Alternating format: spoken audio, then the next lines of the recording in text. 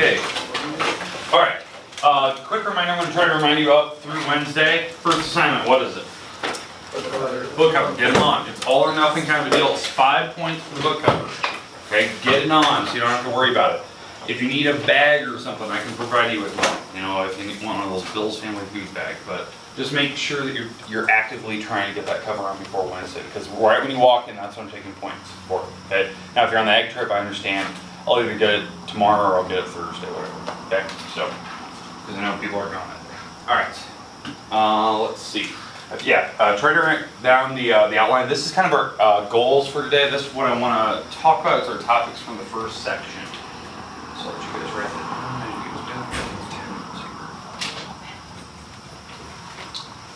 down. Okay, we got JV football at home tonight.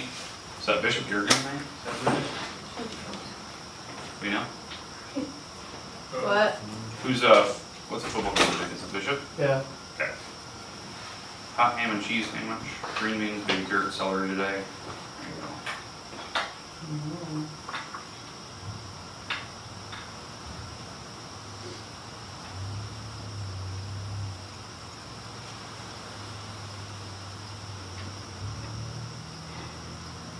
Okay, once you just get that outline, then we'll get started here. I know it's a little bit hard to see for.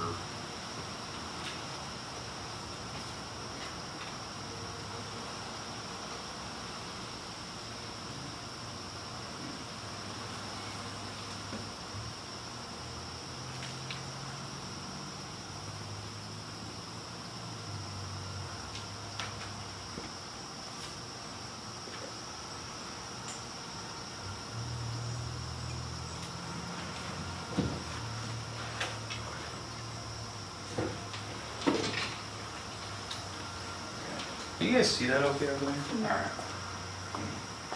Got the right spot. Maybe I'll put that one up here from now on. That way everyone can see it. There's no blocking of it.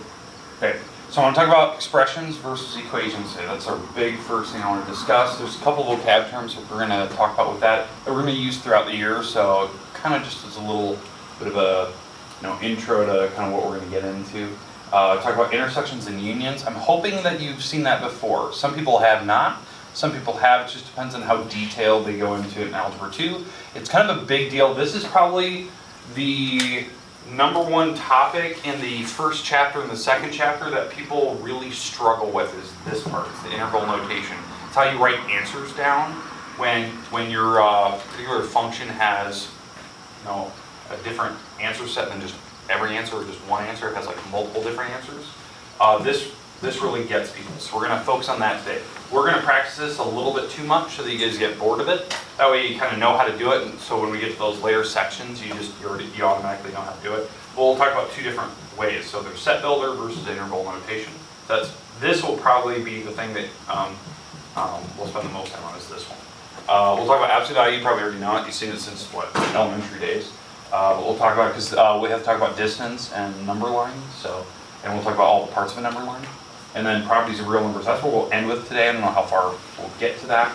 But wherever we end at, we'll pick up tomorrow and we'll just go from there.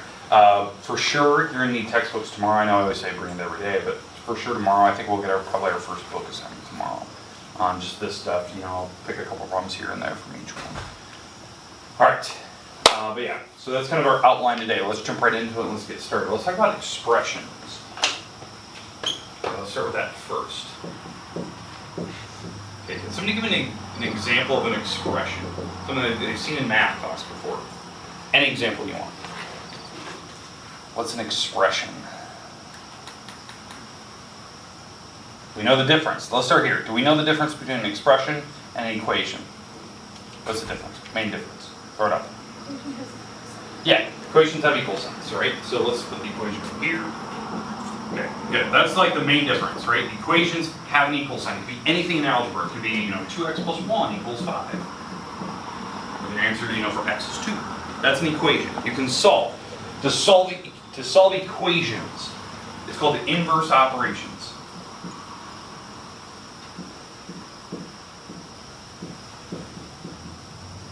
I know that seems a little weird. It's not the order of operations, it's the inverse operations. So going PEMDAS, it's SADMEP. Going backwards. You add and subtract first, you multiply and divide second, you do exponents, you do parentheses. That's the order you go in. Okay, now that you know what an equation is, what's an expression? No equal sign. No equal sign. It's the easiest way to do it, this. No equal sign, nothing. There's a main difference. You can only go so far with an expression. That's it. You can only go to a point where you can't add any like terms anymore. Don't say that this is 3x. That's stupid. Don't do that. I'll make fun of you. Okay? Adding like terms means that all the variables have to match, or they don't have a variable, so a lack of variables. And you can add them together. Now, let's discuss. The number 5. It's an expression. It's just a constant. That's what they call it. It's a number. It's a digit. Still an expression. I know that seems weird, but it is an expression. But then you can go further. You can add variables to it. Now what you have is called a monomial.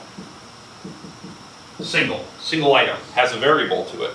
There's other vocab words to it, but that's a type of polynomial. It's a type of expression that has numbers and variables to it. That's the basic definition of an expression. Numbers and letters combined using basic operations. Add, subtract, multiply, divide, parentheses, exponents, whatever you want to add. But that's a monomial. The example I used earlier, the 2x plus 1, that's a binomial. Right, it's 2. Bi means 2. Bicycle. 2 wheels. Right? It has 2 items that cannot be added or subtracted any further. If it can go further, then you classify that as a different case. Trinomial, you guys know the drill on those.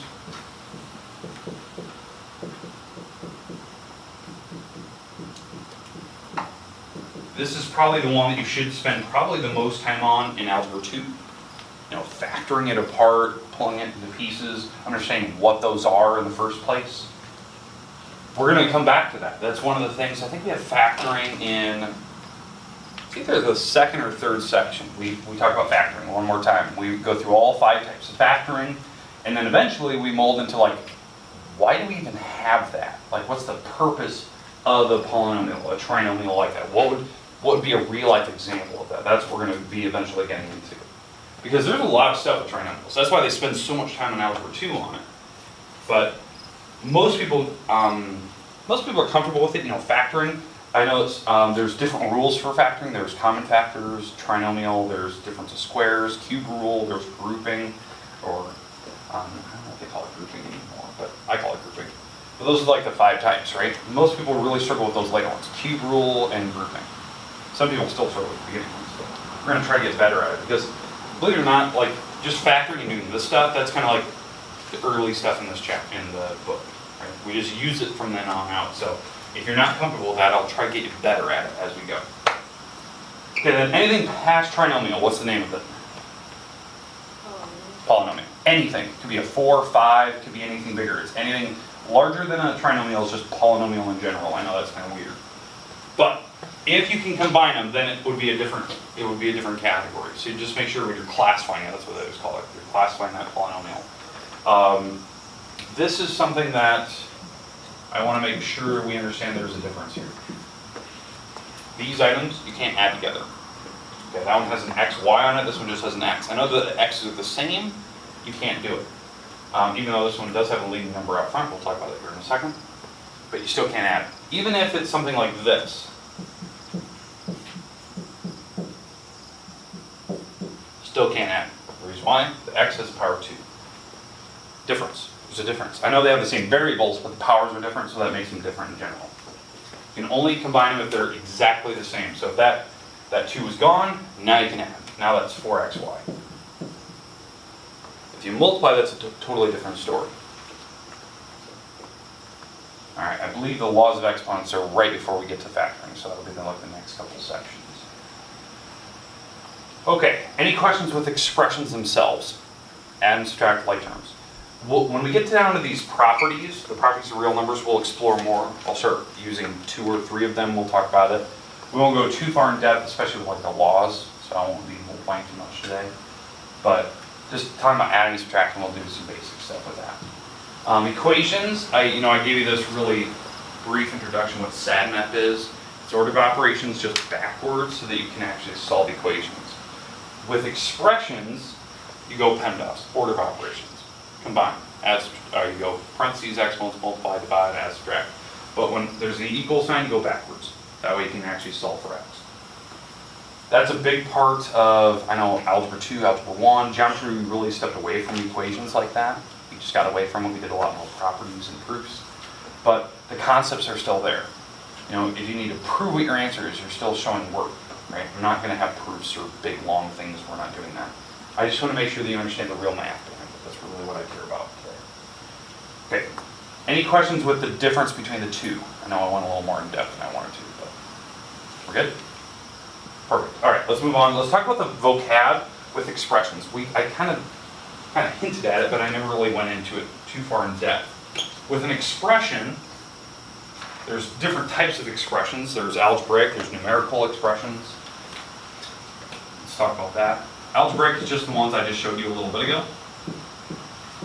That's where you have numbers and letters combined using basic operations. So the example of an algebraic expression is this one. Numbers and letters. Numerical expressions just have numbers in them.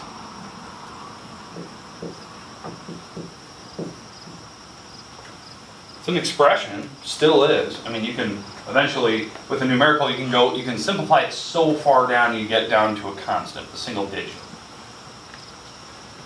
All right, but the trick is knowing the difference between the two and the vocab that's involved. So with algebraic expressions, something like this,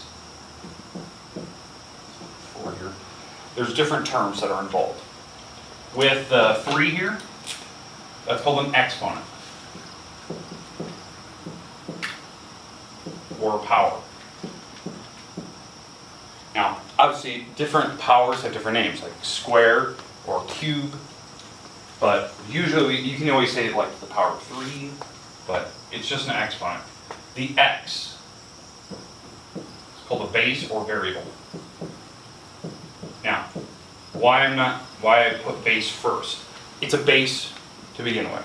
Right? Bases don't have to be variables. I put variables second. Base, you can have anything as a base. Like, for instance, this 9 here, that's sitting here, because when you add 6 plus 3, that will be a base eventually, because it's to a power of 2. And then the number up front, that's a leading coefficient.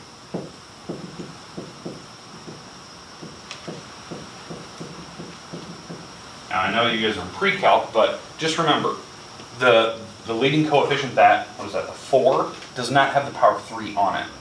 Now, I don't need to write a 64 there. 4 to the third power is 64, but it's the leading coefficient is just a number out front. So if I were to add like terms, 4x to the third plus 5x to the third, now you have 9x to the thirds. It's like when you add like terms, you're just adding that leading coefficient, that leading number. It's like the x to the third is a label. So you have 5 candy bars and 4 candy bars. Now you have 9 candy bars. I don't know why, but in earlier classes, Algebra 1 and Geometry, there are still people that struggle with the concept like the 3 isn't on the 4. The only time the 3 is on the 4 is if they put a parenthesis around it. And now you're entering the laws of exponents. Like, how do you deal with an exponent when there's expressions? That type of thing. So there's a clear difference between these two.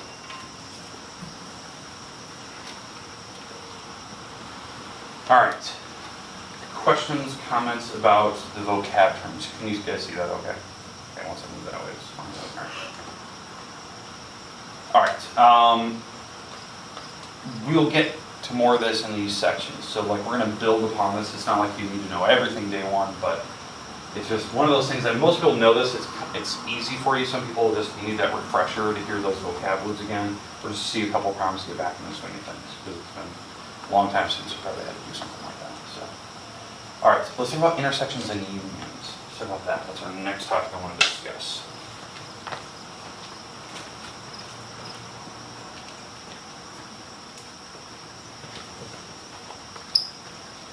So this is a part of notation stuff that I just want to make sure we understand. An intersection. Now, not a geometric intersection, it's close, versus a union.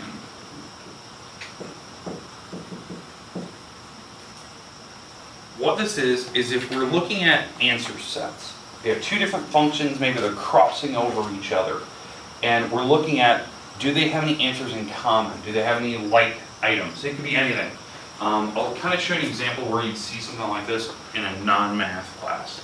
And it'll maybe make a little more sense, this the first diagram that I use. An intersection is any point that two functions have in common. They have to share it. So an intersection, like in geometry class, an intersection is this. It's right, this meeting point where they both are sharing something. That's the same thing in pre-calc and calc. An intersection is that point of common answers, right? So this is what I'm talking about. So if you had a set of answers over here, so this is some solution to one of your functions, and you had a different function over here, let me put it in a different color. You had a different function over here, so this is a solution for your function number 2. Well, an intersection is right where they have the common point in the middle. That is the intersection. Now, where have you seen that before? What is this called? Venn diagram. That's what you see in English class, right? It's the same concept. Now, in math class, it wouldn't look like that. You'd be writing down a bunch of answers, and you're like, okay, what do they have in common? What are these meeting points? Now, where you've seen that in math class, believe it or not, is in Algebra 1. We're going to go back to that geometry idea. So in Algebra 1, you had the Cartesian coordinate plane. Sometimes there was some later problems, they called them systems of equations, where you're graphing lines, and you're finding that point of intersection right here.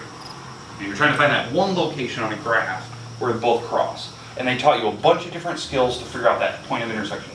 I don't know, did you guys talk about in Algebra 2 or just Algebra 1? That stuff. The intersection stuff. Algebra 1. Okay, so it's been a long time ago.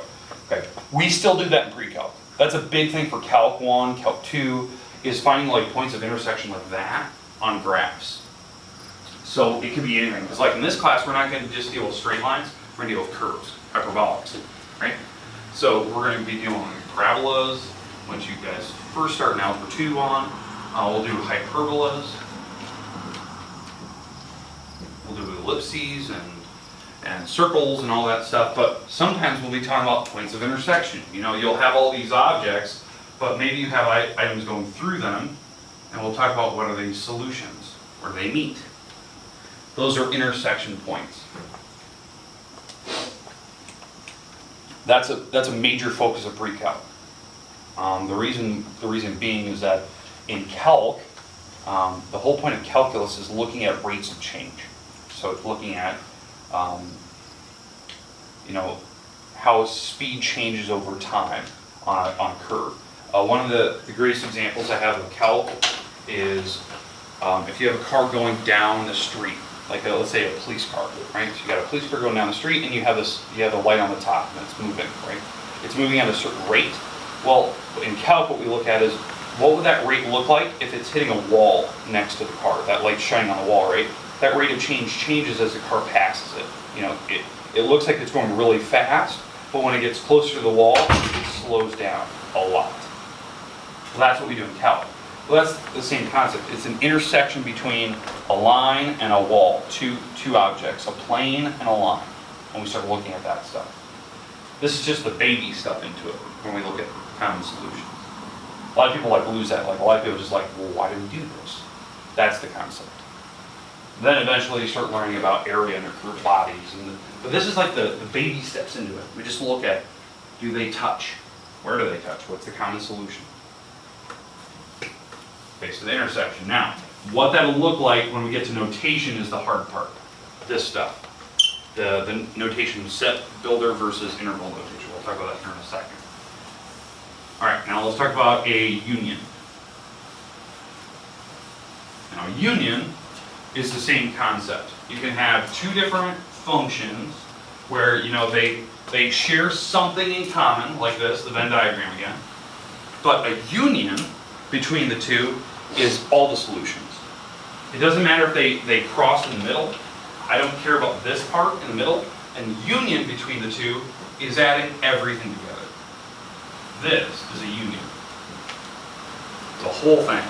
There's answers for function number 1, there's answers for function number 2. Sure, there's a little overlap, but the union between the two is adding all of them together.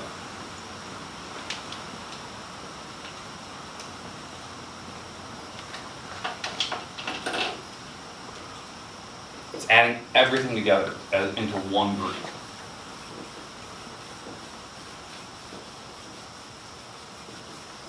So that's the easiest definition I can give you for that. Now, does it explain what we're going to be doing? No, but it at least gives you kind of an idea of what you should be looking at. Unions are adding everything together. Intersections are just the things they have in common. Now, let's talk about the different types of notation so this will make sense to you. Now, again, these are just baby steps. We're just looking at just the beginning stuff so that it makes sense when we get to the later sections. But let's talk about like an intersection, what that would look like for math. So, whoa, that is really bad curly brace.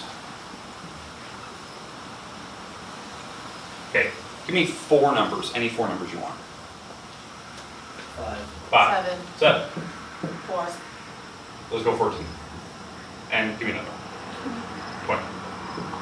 All right, it's got a set, right? 4 numbers. I try to go up in leading order. So that is called a set notation. It's got curly braces. It goes up. It's called roster method.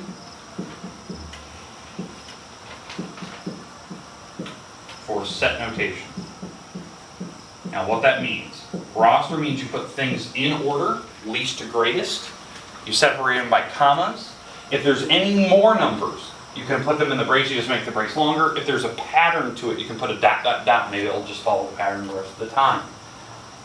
I don't think there's a pattern. I don't know. There's a difference of 3. Yeah, it could be a sequence, but I don't see the actual pattern there. But this is set notation. It uses curly braces, has numbers separated. Typically we go least to greatest. Now, the dot, dot, dot at the back, if you put that, it means you would keep going forever and it wouldn't stop in that direction. So if you know the dot, dot, dot's over here, behind the 20, it means you're going towards infinity. Infinity is a direction, not a number. Going towards infinity, so positive numbers. And you would follow whatever this pattern would be. Maybe it's going up by 3s, let's say. It's not clearly. But that's set notation. Set notation was built on something like this. I don't know if you've maybe seen this in Algebra 2 before, but set builder notation is when they do something like this. They'll define the letter that you're using in your math problem. They'll put a bar behind it so that they're saying, okay, for all x's that are these numbers, and they could say x is between 20 and 5, I guess. Okay, this is set builder notation versus just set notation. There's a difference. Okay, this has a bunch of numbers, and you don't want to list them out with commas. Now, what's the difference between the numbers here and here? What's the difference between me writing this? Anyone happen to know? Shorter. What? It's not as much, but it includes more. Okay, it includes more. What numbers do I include? All the numbers between 5 and 20. Yeah, there's a huge difference there, right? Every single digit between 5 and 20, not including 5 and 20. This is not including. They don't have little bars underneath it. So this is x is strictly greater than 5 and strictly less than 20. But it's any number. It could be decimals, it could be radicals, it could be irrational numbers. It's everything between 5 and 20. You can't do that here. Can't do it. Because there's too many gaps. So there's a huge difference when we choose to do this one versus when you choose to do the top one. These have set numbers, maybe just a few, 5 or 6 numbers. I would choose to do this one where there's a lot more. And down here, you can change this. You can change this notation so that it can mimic these. It doesn't always have to be decimals and irrational, but you can change that. And I can show you that later. Okay, but those are both set types of notation, set builder versus just set notation. Now, the other type of notation I was talking about was called interval notation. This one makes sense. Most people like that. They see it a lot and they're like, okay, that makes sense. I can list off the numbers, or I can make some weird little like math equation here that will explain. But interval notation has a lot more rules to it. And this is the part that some people struggle with. is all the different rules we have to use. And then I'll describe why I talk about intersections and unions here.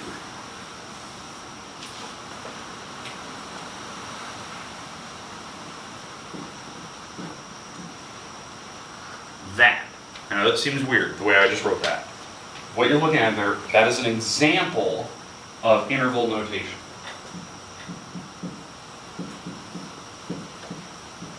And this is something we're going to spend a lot of time on today, because I said we're going to probably spend the most time on this today, is practicing what is that telling you, and how do you write it, and what does it mean.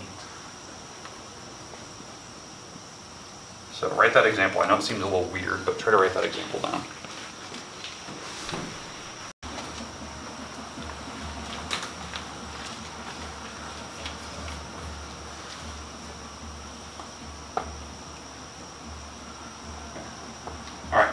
Interval notation.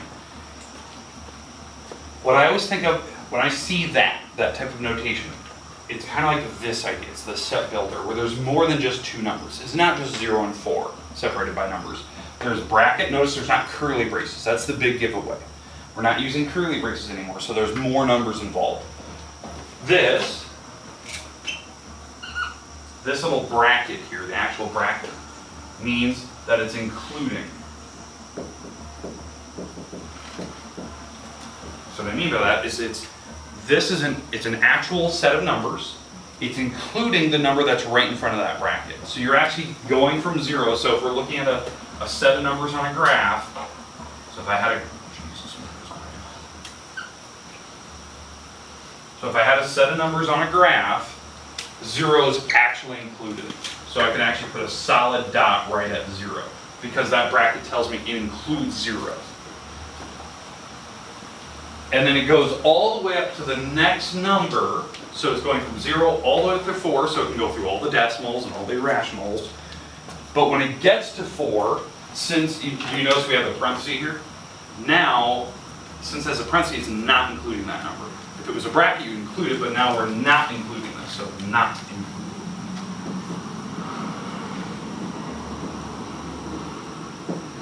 So if we go up, you go, to 1, to 2, to 3, to 4, and when we get to 4, we're not including it, so you have an open circle. But it's everything in between. So I'm going to have a bar connecting all the way to there. Now if there's a graph or maybe something's going on with that, that's the idea. Graph doesn't always have to be horizontal, it can be going every which way, but going from 0 up to 4. Make sense? Like what that is? Okay, those are the basic two rules. You either include it or you don't. Now, I can go further. I don't just have to go from 0 to 4, I can go to any number I want. I could go all the way up to a direction of infinity. So I could start at any number I want. Maybe I'll start at number 5 again. But I'm going to go up to positive infinity. Infinity is not a number, it's a direction, right? So anytime you have infinity into your sets here, you have to use a parenthesis. You can't include it, it's not a number, it's a direction. So that's going from 5 and up, further. So where you'd see that in math class would be like this. So if I have 1, 2, 3, 4, 5, so here's 5, we're including 5, right? But we're going towards infinity, so you have an arrow.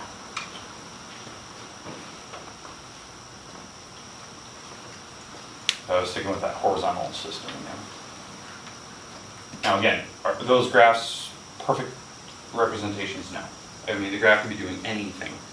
It doesn't always have to be horizontal lines. I could have, it could be this graph doing something like this, where maybe the graph's kind of going like this, but there's an arrow going one direction, and we know maybe it started at 5 here, where maybe there's an open circle at 5, but it's going towards infinity and it's not stopping.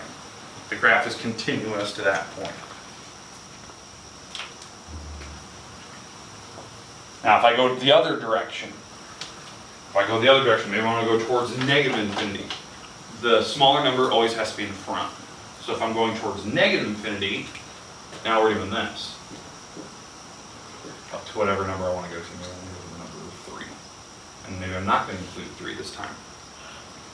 So now it's going from negative infinity up to 3. But we're not including it.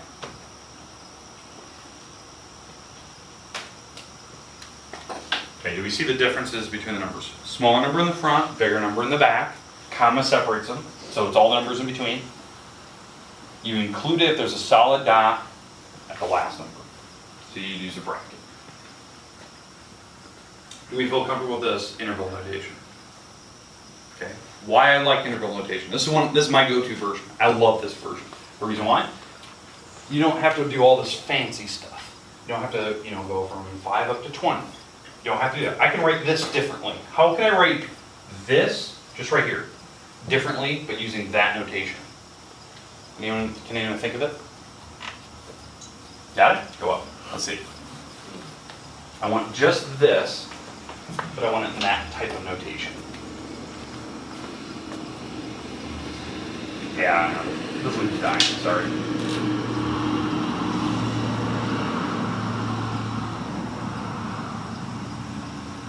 Okay, that's absolutely right. What's the reason? Why is that correct? What did he include? What did he do right? Let's talk about it. The 5 is not included.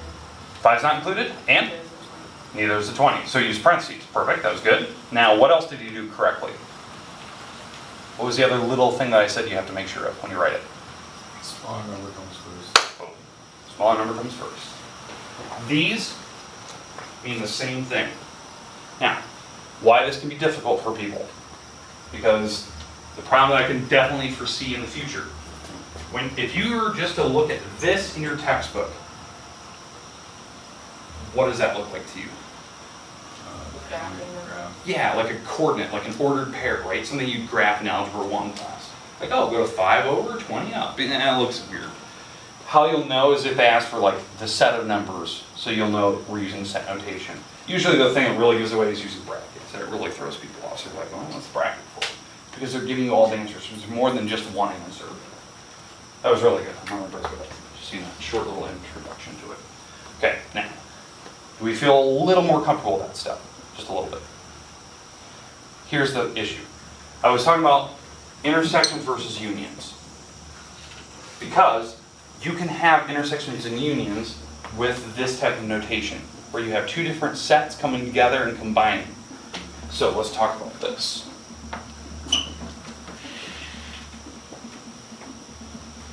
Now we're going to start mixing it all together.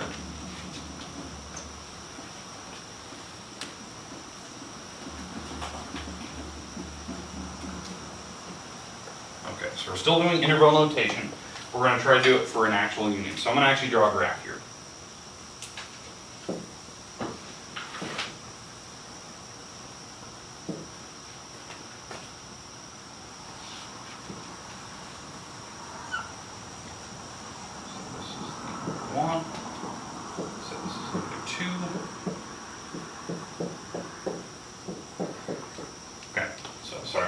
Lopsided. Go with it. Okay. So what I want is all the intervals, all the x numbers that represent the domain here. Domain is all the x numbers. So it's all the x numbers I can use in this function. Now, do you agree there's two different functions going on here? It's called a piecewise function. There's different things. They're not connected. It's not continuous flowing from left to right. There's actually a break. Like, this is an issue. There's a huge gap here. There's nothing included. So when there's a gap, it's perfect to do interval notation. Perfect. There's different ways you can write it. So what we're going to do is we're going to add these together. There's not an overlap. Do you agree that these graphs are not overlapping each other? So there's not an intersection here. So what we're going to write is the interval notation using a union. We're going to add both graphs together for all my x numbers I can use. So what is the lowest x number that this graph has happened to be using? Negative infinity. So we're going to start with that. Negative infinity. Now, do we include negative infinity or not? No. Parentheses. Now, what number are we going up to? Negative 2, right? Do we include it? No, it's got an open circle. Negative 2. Parentheses. It stopped there, right? Stopped at negative 2. There's a gap. So then you do a union. Because we're going to add it. A union is a U for union. Right? Union is that thing earlier where I showed there was like two graphs. And we're adding all the answers together. So now we're going to add, so we're doing a union, we're adding the rest of the graph. And where does the rest of the graph start? 1. Do we include it? Yeah, so we have a bracket, 1. Where do we go up to? Infinity, right? Because it has that arrow, so positive infinity. Do we include it? No. That, what you guys just did right now, is what a lot of people fail at all year long. You just did it in a few seconds. You added two things together that were not connected, and I wanted all those numbers. Now this, obviously, what these numbers represent is all the x numbers. We can do this for the y numbers as well. Y numbers, there would be overlap. So we'd have to make sure if we're doing like range is all the y numbers. We'll have to talk about where the overlap is and how do you rate it. Okay, do we feel a little more comfortable with what a union is? Adding two separate graphs. We could have overlap. So there could be an intersection between things. But that's a union. That's pretty much what we use for most of the year. Now, let's talk about what could be the difference here. Sometimes it doesn't just have to be this type of thing. It doesn't have to be just looking at a graph, interpreting what all the x numbers are. It could be looking at sets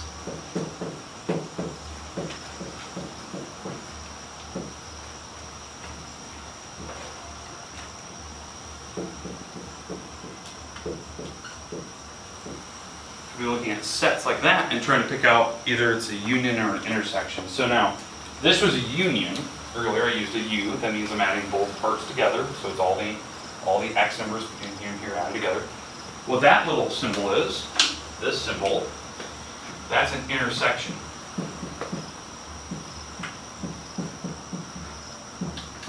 An N, intersection. So now what I'm looking at there is if I was looking at that and I was trying to pick out the numbers that intersected, that they overlapped, I'm looking at the first set, I'm looking at the second set, did they share any numbers in common? What do they share? 3 and 4, that's it, right? 3 and 4 only, right? This is an interval notation, that was set notation. They shared two numbers because it's an intersection, I'm trying to look at overlap. So 3 and 4 were in both brackets, so then my final answer would just be this.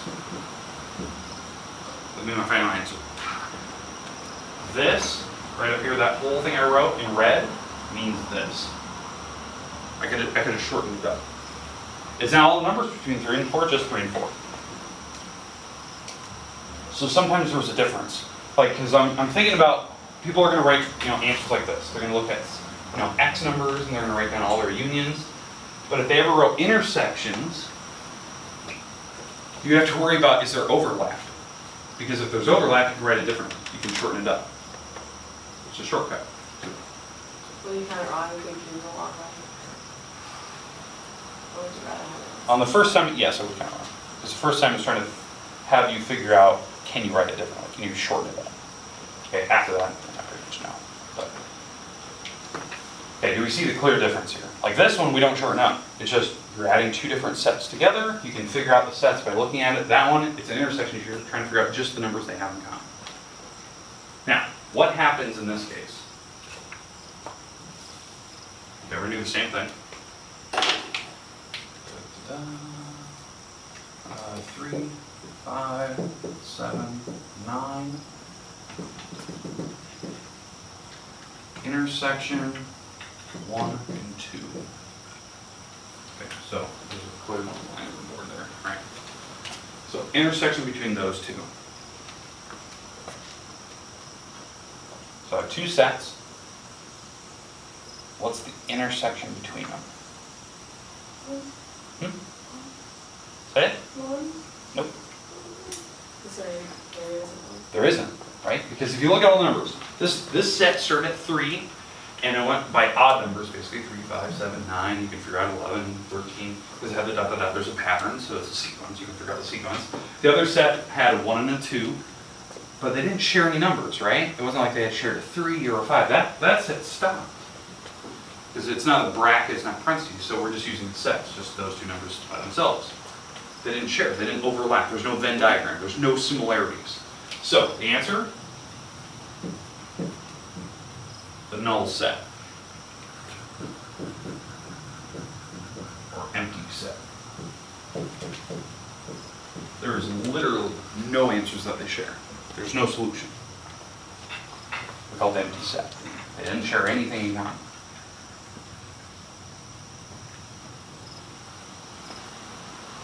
intersections are the only time you can ever have an empty set. There's no common solution. Now, in algebra class, I'm trying to think back, like examples you've seen before. There's examples of times when there's no solutions for intersections. The example I'm thinking of is like when you have two parallel lines and you're trying to figure out where they cross. They don't cross, so there's a no solution. There's no point of intersection, so it's empty. So, there's a clear difference. Now, let's get back to this original one. So, I only got about a minute left here. So, does everyone, like, if you haven't already, I'd like you to draw this graph. You have about 40 seconds here. Try to draw this picture. I know it's really bad. Try to draw that picture to the most part, and yes, this is going down to -2, that's where the dip goes, it goes up, and then this starts at +2 and down goes up. And that arrow is supposed to be going up, not down, but up. Try to draw a rough picture of that. We're going to use it tomorrow as our example, because we're going to come back to this intersection versus union idea, but we're going to talk about an intersection for that graph. We're going to talk about the range, the y numbers.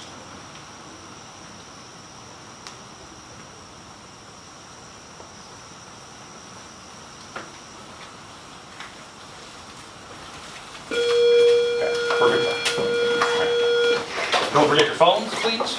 They're in the back. Don't take mine. I think mine's in the slot. Okay, remember, you need your textbooks tomorrow. I don't know if we'll get them. We might.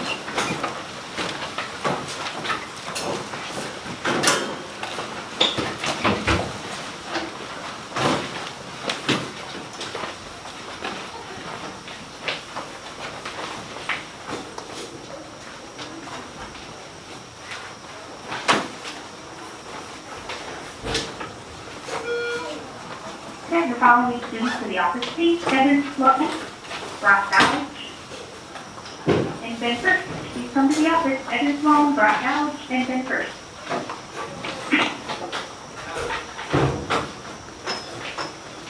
All right, hey, hat off. Drew, hat off, please.